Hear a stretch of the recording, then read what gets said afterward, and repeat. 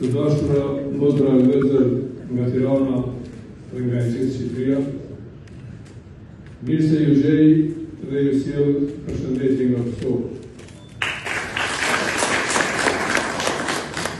Jam shumë e fat që sot gjendem mes jush dhe gjithashtu kam kënaqësinë e madhe të drejtohem me një fjalë rasti në rastin e festave të 28 e 29 nëntor.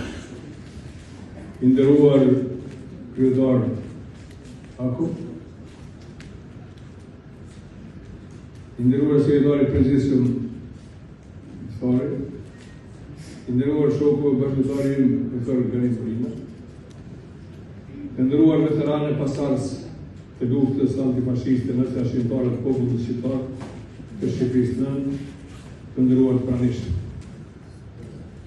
Nëntori i flamurit Skënderbeut në Krujë, nëntori i alfabetit të shonjave të gjuhës shqipe në manastirit të Maqedonisë Veriut, nëntori i flamurit dhe i pavarësisë Shqipërisë në Vlorë, nëntori i shtirimit të Tiranës së Kuqe dhe i gjithë Shqipërisë së Rejke në luftën e dytë botërore, është muaj i lodhishëm, të cilin e kanë furnizuar dhe e kanë pasuruar edhe shqiptarët jashtë Shqipërisë në përgjithësi dhe Kosova rinjë e lagë i madhe të veçantë.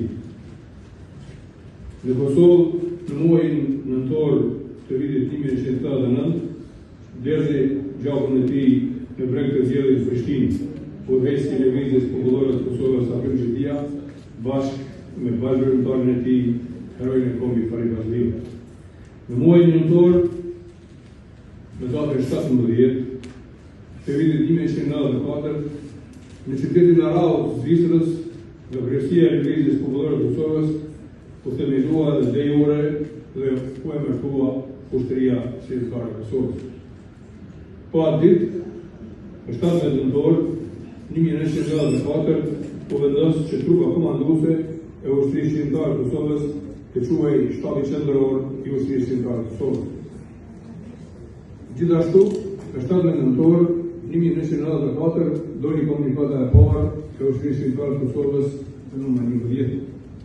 Dhe po me 17 nëntor 1994, i u vu pseudonimi i parë dhe i fundit Ushtrisë Shqiptare të Kosovës, Uskana.